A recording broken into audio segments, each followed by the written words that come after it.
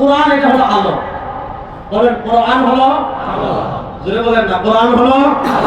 বলেন না কোরআন হলো আলো। কোরআনের আলোকে শুধু করেই চলবে, আর তো লাগবে না।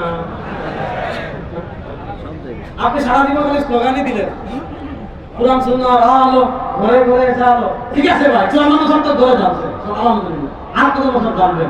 এখন প্রস্তুতি নেন, সংসদে যাবো। যুবকরা প্রস্তুত আছেন তো ইনশাআল্লাহ? কোরআনের আলোকে সংসদে যাওয়ার জন্য প্রস্তুত আছেন তো ইনশাআল্লাহ?